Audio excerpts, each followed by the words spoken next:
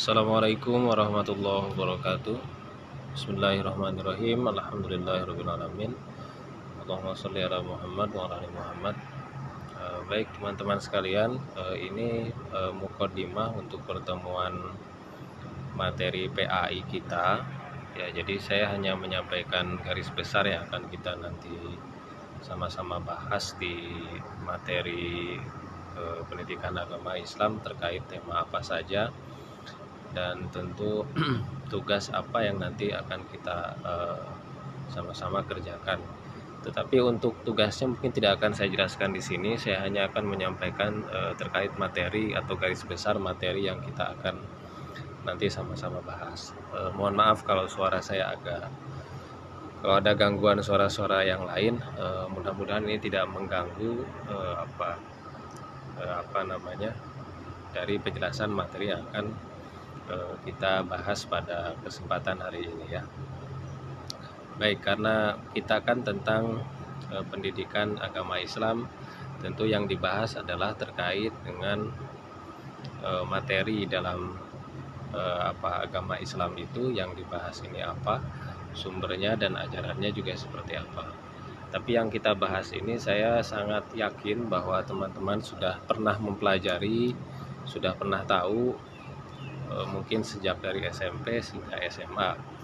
Nah, ini tetap diulang karena memang tentu manusia punya potensi untuk lupa. Nah, untuk itu materi seperti agama ini harus senantiasa disampaikan ya, karena dia sebagai identitas kita sebagai seorang muslim. Ya, nanti kira-kira ini yang kita akan bahas, yaitu agama dan manusia, nanti di pertemuan minggu depan, di hari Jumat minggu depan. Di sana nanti akan kita bagikan PPT dan juga terkait modul yang berkenaan dengan ini, dan juga videonya beserta tugas yang ada di sana ya. Kemudian hal yang lain yang juga akan kita bahas adalah terkait ajaran Islam itu sendiri, ya, ini yang hubungannya dengan akidah, syariah, dan akhlak. Tiga hal ini tidak bisa dipisahkan, harus senantiasa ada. Kemudian secara lebih khusus kita juga membahas tentang Quran dan hadis, yaitu sejarah dari penulisan Quran dan juga sejarah dari kodifikasi hadis. Termasuk di dalamnya sebetulnya adalah hubungannya dengan ilmu-ilmu Al-Quran. Tetapi dari modul yang ada mungkin tidak akan sampai sedalam itu. Jadi hanya mengulang apa yang berhubungan terkait pengertian Quran secara umum saja. Kemudian yang poin kedua itu, problem yang dihadapi umat adalah bagaimana masalah yang ada sekarang itu, permasalahan yang dihadapi kebanyakan dari umat manusia. Salah satu alasannya adalah sebab kita tidak lagi mengindahkan nilai-nilai agama. Bukan kita tidak beragama ya, tetapi nilai atau substansi agama itu cenderung menurun atau bahkan tidak dipahami, sampai mungkin orang yang sholat pun itu tidak mencegah dirinya dari perbuatan buruk ya. Itu karena memang kita tidak mengerti tentang substansi daripada sholat itu sendiri, sehingga hal-hal yang buruk terus saja terjadi. Nah, ini hubungannya nomor poin 1 dengan sampai 4 itu berkenaan dengan bagaimana relasi manusia dengan agama dalam kehidupannya ya, dan bagaimana orang beragama itu sebetulnya harus dibuktikan dengan apa gitu. Nah, di poin keempat itu pembuktiannya sebetulnya lah dengan akhlak. Jadi kalau orang yang ingin disebut sebagai orang yang beragama sebaiknya dilihat dari perilakunya ya, dari tingkah lakunya, dari akhlaknya ya. Tidak cukup hanya dengan dari pakaian, dari aksesoris, tetapi juga harus dari akhlak, karena itu buah dari orang paham tentang agama. Nah, dari substansi ajaran agama sendiri itu terdapat dalam 4 poin pertama ya, yaitu agama dan manusia, kemudian problem yang dihadapi oleh umat, kemudian pembahasan dengan Quran hadis, dan kemudian tentang ajaran Islam. Nah, ini yang ajaran Islam ini akidah disendirikan, kemudian syariah sendiri, akhlak juga sendiri. Termasuk di dalamnya adalah nanti membahas tentang muamalah. Nah, poin yang kelima itu Islam dan iptek itu bisa kita sebut bagian dari muamalah yang ada di dalam agama Islam. Jadi kalau Anda bicara soal Islam itu tidak hanya bicara urusan ibadah saja, tetapi urusan keumatan itu menjadi perhatian Islam juga, termasuk bagaimana Islam memandang ilmu pengetahuan. Apakah Al-Quran mendukung, apakah hadis mendukung, ada tidak ayat yang bicara tentang ilmu pengetahuan. Apakah itu tidak ada pembahasan lain juga Islam dan demokrasi, Islam dan modernisasi, Islam dan globalisasi. Karena Islam menyangkut kepada banyak hal, sehingga nanti juga bagian itu akan menjadi tugas dan pembahasan. Ya, ya. Kita ke yang pertama ya, pembahasan pada agama sebagai mukadimah kita sebelum masuk ke dalam materi nanti lebih jauh, bahwa agama itu mestinya jadi inspirasi dalam banyak hal, terutama dalam menyelesaikan perkara-perkara kehidupan. Kita kan dalam hidup tentu selalu punya masalah, selalu punya problem, ya, selalu punya rintangan, dan itu sebetulnya sudah hal yang lumrah, sudah hal yang wajar. Ya, kalau Anda perhatikan di surat Al-Baqarah ayat 155, di sana disebutkan A'udzubillahi minasyaitonirrajim, wala nabluwannakum bisyai'im minal khauf walju wa naqsi minal amwal wal anfus wassamarat wabasyirish sabirin.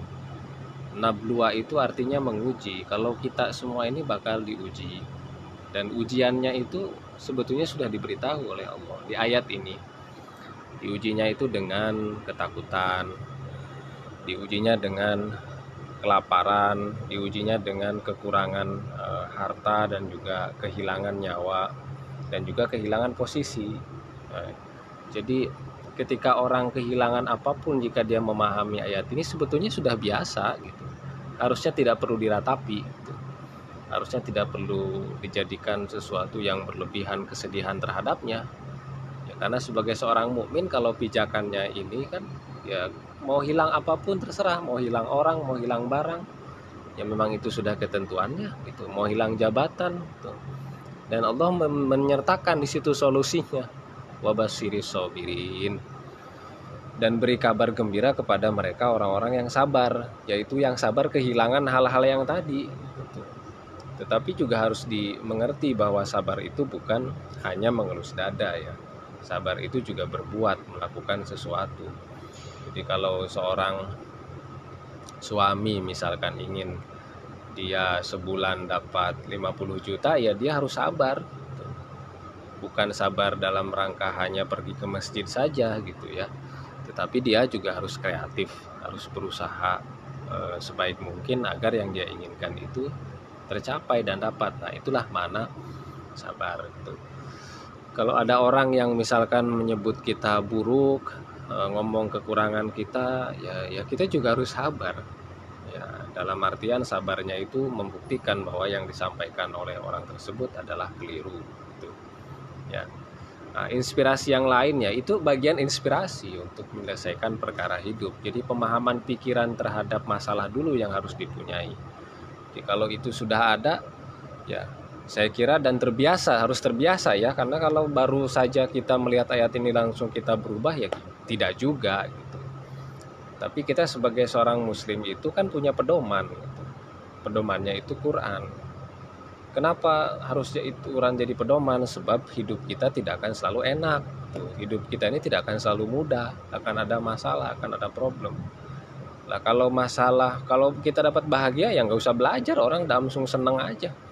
Tapi kalau masalah kan beda lagi kan. Kita akan mendapatkan ya susah untuk diri kita sendiri.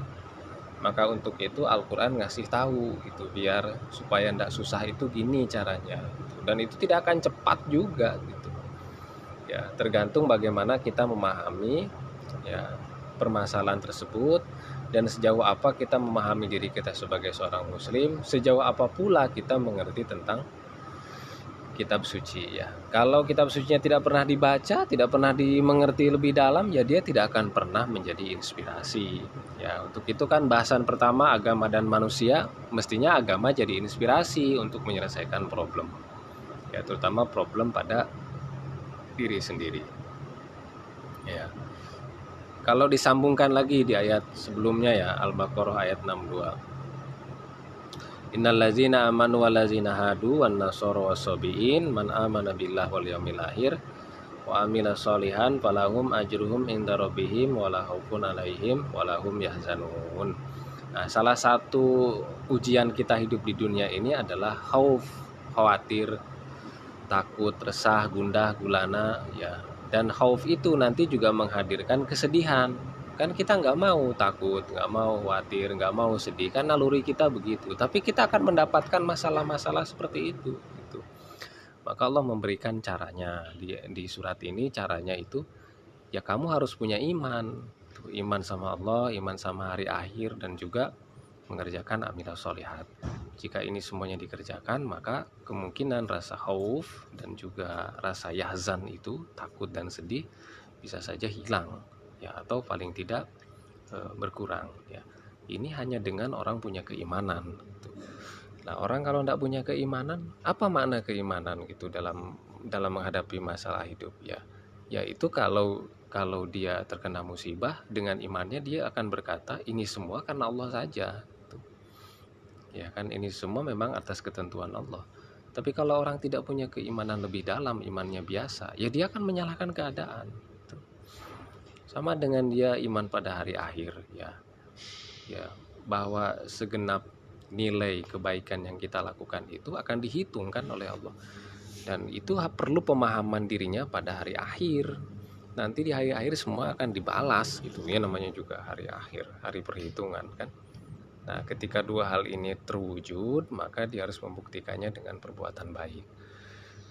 Karena Allah akan membalas setiap kegiatan manusia, maka kiranya setiap orang melakukan perbuatan baik ya. Karena hidup kita bukan di sini hakikatnya, nanti setelah kita mengalami kematian. Kan itu inspirasi untuk hidup positif ya. Maka dikasihlah cara lain oleh Allah. Itu ada di surat Al-Baqarah ayat ke-43. Ya ayyuhalladzina amanu sta'inu bisabri wassalah innallaha ma'as-sabirin. Disebut lagi kata sabar. Ya, ini kata ini memang banyak disebut, mudah untuk diucapkan, tapi berat untuk dijalankan itu. Dan itu memang hanya bisa dijalankan oleh orang yang beriman ya. Minta tolong kalau ada masalah itu dengan sabar dan sholat gitu. Ya, mahasiswa kalau ingin nilainya bagus ya sabar lah. Sabarnya itu kan bukan diam, sabarnya itu belajar yang benar gitu. Orang juga kalau ingin sukses ya harus sabar gitu. Nah, sekarang kata-kata seperti ini kan jadi lelucon gitu. Sabar habis ya, sabar tersiksa gitu. Sabar berarti sengsara ya. Jadi bagi manusia biasa. Kalau bagi manusia mukmin, meskipun begitu, ya dia akan mendapatkan balasannya kelak, bukan di sini. Ya, jadi cerdas dalam definisi Quran itu cerdas mikirin untuk ke depan, bukan mikirin untuk senang-senang saja ya. Ini bagian dari inspirasi yang dihadirkan agama kepada kita. Nah, tadi disampaikan bahwa kita ini punya problem sebagai seorang muslim. Apa problemnya? Jauh dari ajaran kita sendiri. Ya, saya kira banyak ya dari kita yang mungkin jarang sekali membaca Quran, atau sholatnya sendiri itu hanya menjalankan rukun saja dan tidak mengerti apa yang ada di dalam sholat itu sendiri, sehingga sholatnya tidak merubah perilakunya. Kan itu jadi problem, itu awal problemnya di situ. Ya, jadi kalau mau benerin semua kehidupan kita, sebetulnya benerin dulu sholatnya. Ya, itu rumusan dari Al-Quran. Maka tadi kan disebutkan tuh di ayat terakhir, wasta'inu bisabri wassalah, minta tolong dengan sabar dan sholat. Karena saking pentingnya sabar itu dan sholat, kalau dua hal itu tidak selesai, ya enggak selesai semua urusan kita ini ya. Kedua, materialistik ya, kita terlalu banyak yang dipikirkan itu duit gitu ya, yang dipikirkan itu cuan, yang dipikirkan itu bagaimana kehidupan di dunianya itu meningkat, meninggi, yang dicari itu gimana pekerjaannya tinggi aja gitu Itu aja yang seolah menjadi hal utama, sehingga itu nampak dalam kehidupan modern kita gitu. Dia rela bikin apapun, melakukan apapun, ya joget-joget di TikTok, ya di YouTube gitu ya. Pokoknya orang yang lihat banyak gitu, di like-nya banyak, duit dia nanti juga banyak, kan itu materialistis gitu. Sampai dia rela menggadaikan kehormatannya sendiri gitu ya, harga dirinya seolah tidak ada gitu, hanya untuk berapa rupiah yang dia dapatkan. Itu kan problem. Ya kalau sudah begitu menjamur, ya nilai-nilai agamanya nggak ada, ya dia bisa menggadaikan apapun gitu. Ya, yang ketiga, kita banyak berdebat untuk sesuatu yang tidak penting gitu.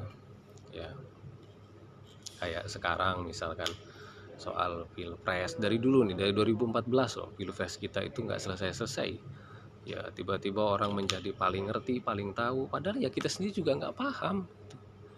Ya, kita seolah-olah kan membela orang terlalu berlebihan itu, membela calon si A, calon si B, ya macam kita ini bela tim sepak bola kita, padahal mereka itu siapa gitu ya. Kita begitu membelanya mati-matian gitu, sampai kalau kalah kita kesal, kita nangis.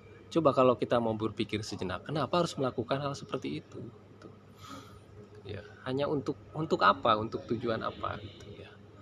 Ya, dan kita hanya beralasan hal yang pendek, yaitu karena tim kebanggaan saya misalkan ya, yaitu karena orang yang saya pilih ini adalah ya orang yang mau saya pilih, gitu aja gitu. Ya itu kan nampak di perdebatan pilpres kita yang sebelumnya kan. Ya, orang banyak memperdebatkan, kalau Anda nampak di televisi, hal-hal yang tidak substansial, yang itu tidak nambah keimanan, tidak nambah kepekaan kita, malah nambah mundur ya, malah nambah musuh gitu. Jadi kalau berdebat, kalau memang tidak menghasilkan kebaikan apapun buat kita, ya hindari saja ya. Dan itu hubungannya dengan poin keempat, ego, moral, dan akhlak. Ini yang minim sekarang itu, yang karena nilai materialistik tadi, ego didahulukan, kemudian moral dan akhlak bukan sesuatu yang penting gitu ya. Dan ini menjamur di mana-mana gitu ya. Dan melakukan sesuatu itu bukan atas dasar ilmu gitu ya. Nah akhirnya jadi problem dalam dakwah juga gitu ya. Banyak dakwah itu yang kalau hanya mengambil materialistiknya doang, ya tidak akan juga punya pengaruh gitu. Kenapa Nabi Muhammad SAW itu berhasil dalam dakwahnya? Karena dia memiliki nilai ketokohan dalam dirinya gitu. Sekarang kita itu banyak menyaksikan dakwah-dakwah di televisi kan, menjamur sekali, tetapi perubahan kepada masyarakat itu minim gitu. Salah satu masalahnya sebetulnya adalah dari ketokohan itu sendiri ya. Orang yang dakwah sendiri juga medianya tidak tepat gitu ya. Dia hanya ceramah saja, tidak menyentuh ke hati para pendengarnya, kadang tidak mempelajari bagaimana kebiasaan masyarakatnya. Nah, kalau ini gagal dimengerti, ya dia juga tidak akan mendapatkan hasil yang maksimal. Nah, saya kira ini ya beberapa problem yang kita hadapi sebagai seorang muslim, sehingga kita tetap aja dalam keterbelakangan. Ya. Kemudian kita lanjut kepada bahasan berikutnya yang nanti akan kita bahas, yaitu tentang sumber hukum Islam ya.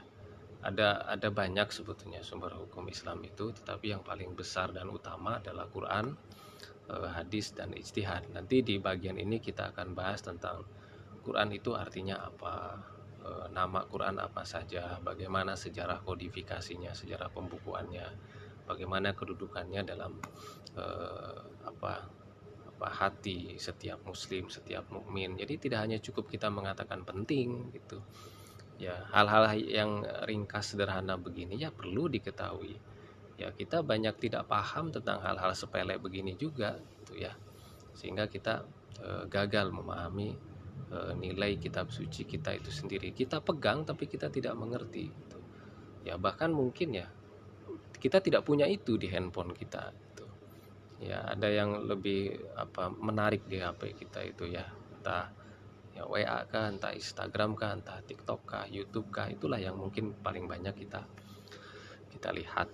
Sama juga dengan hadis ya. Kita dalam melakukan ibadah apapun dalam agama kita ini, dasar hukumnya itu harus Quran dan hadis. Kalau tidak ada di sana, tidak bisa hukum tersebut dilaksanakan.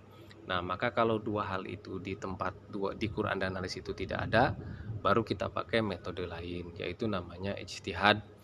Nah, nanti kita sama-sama akan membahas ijtihad itu apa, artinya apa, konsepnya seperti apa. Ya. Nah, jadi teman-teman sekalian, perlu kita ketahui bahwa ajaran Islam itu menyakup kepada 4 hal ya. Saya tidak menuliskan satu di sini. Yang paling utama itu adalah perkara akidah, yaitu hubungannya dengan rukun iman dan rukun Islam. Di Al-Quran tentu banyak sekali bicara tentang itu, dan itu yang pertama kali harus ditekankan, soal akidah. Tadi ayat-ayat yang saya baca di depan itu hubungannya dengan akidah, erat kaitannya dengan itu. Nah, kemudian yang kedua adalah perkara syariah. Syariah ini ada hubungannya juga dengan ibadah mahdoh dan juga ghairu mahdoh. Ibadah mahdoh itu ibadah yang ketentuannya sudah jelas. Kalau ghairu mahdoh tidak diatur ketentuannya, ya seperti belajar. Belajar itu termasuk ibadah, tetapi ibadah mahdoh itu. Jadi berapapun umur Anda, selama Anda sudah bisa mengikuti kajian keilmuannya, maka silahkanlah masuk di sana belajar gitu. Ada ungkapan menyebutkan utubul ilma minal mahdi ilal lahdi, untutlah ilmu dari sejak buayan sampai kita masuk ke liang lahat. Nah, kemudian hasil dari pengajaran akidah dan syariah itu terbentuk dalam perilaku, dalam akhlak ya. Jadi nilai seseorang beragama atau tidak ya dilihat dari akhlaknya. Karena ada orang yang ngaku ustadz, pimpinan pesantren, apa coba yang dilakukannya pada santrinya, kan juga buruk gitu. Jadi keilmuannya tidak mampu menghasilkan akhlak. Kenapa tidak menghasilkan? Karena dia tidak mengerti substansi agama itu, karena tidak paham dengan nilai-nilai dalam Al-Quran dan juga hadis, sehingga itu yang tidak membuat orang jadi berubah ya, tidak menghadirkan zikir di dalam hidupnya tuh.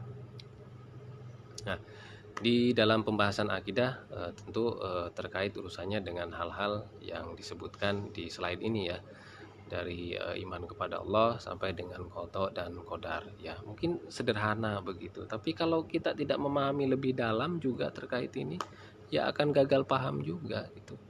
Tidak cukup dengan ya saya tahu Allah ada, malaikat ada, kitab ada, rasul ada, terus habis itu gitu. Apa hikmah yang bisa diambil? Nah, mungkin kita juga masih tidak bisa menangkap hal yang penting. Contohlah misalkan iman kepada rasul, utamanya kepada Nabi Muhammad SAW ya. Apa yang Anda lakukan ketika Nabi Muhammad dilecehkan, misalkan diejek? Kira-kira Anda mau melakukan sesuatu atau cuma diam saja gitu? Ya, atau bodoh amat lah, sudah ada yang lain. Kan itu hubungannya dengan pengetahuan kita tentang Nabi juga gitu ya. Kalau kita mengatakan oh saya cinta dengan Nabi Muhammad, kalau orang cinta mestinya kan mengingatnya terus kan, ya kan, menyebutnya terus gitu. Kalau ada di depannya tentu ingin ketemu juga gitu. Kalau ada orang yang menghinanya dia akan membela. Nah, ketika Nabi Muhammad direndahkan orang lain dan kita tidak ngapa-ngapain, kan berarti ada masalah dengan rasa cinta kita gitu. Kenapa bisa begitu? Karena kita tidak pernah mengenalnya gitu. Maka ada acara maulid ya, ada acara Isra Mi'raj, itu hakikatnya untuk mengenal lebih dalam terkait siapa Rasul kita itu, siapa Nabi Muhammad SAW. Ya, ini yang tadi saya sebutkan terkait syariah itu, di dalamnya ada pembahasan tentang syahadat, kemudian sholat, puasa, zakat, haji. Sesuatu yang di awal saya sampaikan, hal yang sebetulnya kita sama-sama sudah pernah mempelajari, tapi itulah agama ya. Harus terus lagi didalami, harus terus lagi dipelajari. Sebetulnya ya kuliah kita juga hanya terbatas gitu.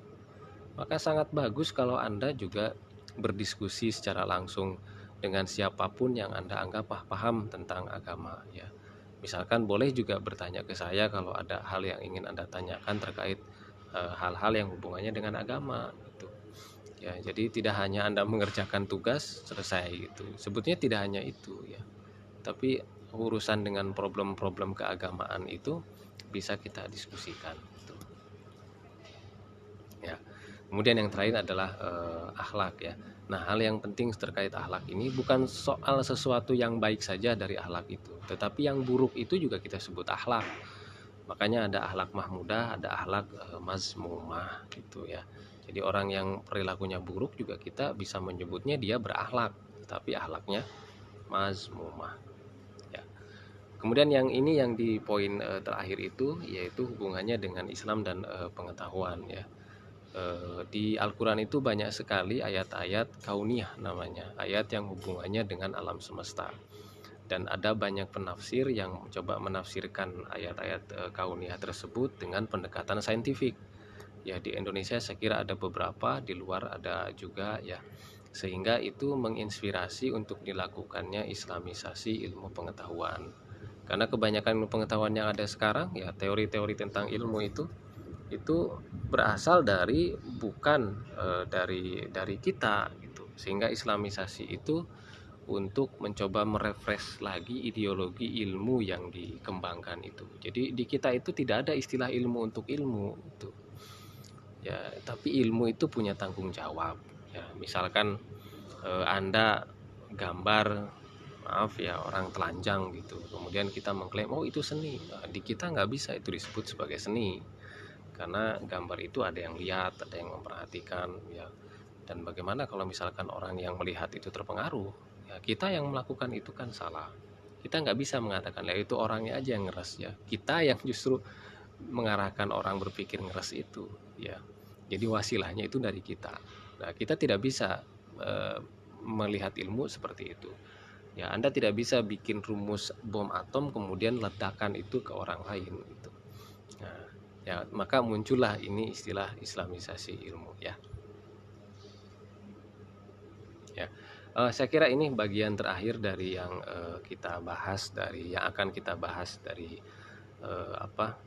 pertemuan kita di materi pendidikan agama Islam, yaitu hubungannya dengan pengertian Islam itu sendiri. Kemudian apa hubungannya yang pertama nanti agama dan manusia, kemudian nanti masuk kepada sumber ajaran agama itu sendiri yang membahas tentang Quran, hadis dan ijtihad. Kemudian pengajaran agama itu sendiri dalam agama Islam apa saja mencakupnya, yaitu terkait akidah, syariah dan juga akhlak. Kemudian yang terakhir adalah bagaimana Islam berkorelasi dengan ilmu pengetahuan dan kemodernan. Ya, saya kira itu ya untuk mukadimah di pertemuan kemarin yang belum sempat saya sampaikan. Untuk selanjutnya nanti per item yang saya sampaikan di sini kita bahas di 14 pertemuan kita insya Allah. Saya kira itu saja kawan-kawan sekalian. Terima kasih atas perhatiannya. Syukran. Assalamualaikum warahmatullahi wabarakatuh.